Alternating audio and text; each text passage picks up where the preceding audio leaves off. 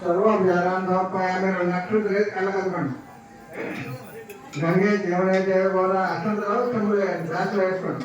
గంగే జీవనైతే గోదావరి కావేరీ జలేశ్వరి సన్నిధి కూడా కలసారి దేవతాభ్యానం దండం పెట్టుకోండి. నెత్తి మీద అందరూ చదువుకోండి. మీ ఎవరెవరి వాళ్ళు ఎవరి గ్రాంతం చేయడు వాళ్ళు నెత్తి మీద చదువుకున్నాక అప్పుడు పూజా కార్యక్రమం మొదలు పెడతాం.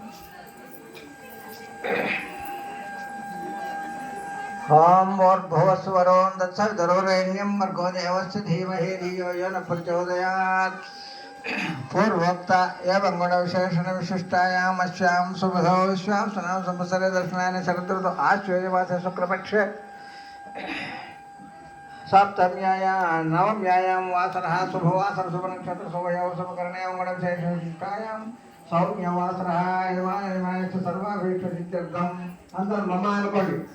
మహాలక్ష్మి కృపాకటాక్ష సిద్ధ్యర్థం ఆయురారోగ్య ఐశ్వర్యాభివృద్ధ్యర్థం రాజ్య వ్యాపారస్థలే వ్యవసాయస్థలే సర్వాభీష్ట సిద్ధ్యర్థం మనోవాంఛాఫలసిద్ధ్యతుర్విధ పురపురుషార్థ సిద్ధ్యర్థం కనకదుర్గా కృపయా సర్వాభీష్ట సిద్ధ్యర్థం మహాలక్ష్మి పూజాద్భుతంగత్వేన విశేష పూజాం కరిష్యే. ఇప్పుడు మీరు పసుపు కుంకుమ వేసిన ఆ నీళ్లతోటి అక్కడ నీళ్లు చల్లండి. మీకు ఇచ్చిన ఫోటో ఉంది కదా, ఆ ఫోటో మీద కొద్దిగా ఒక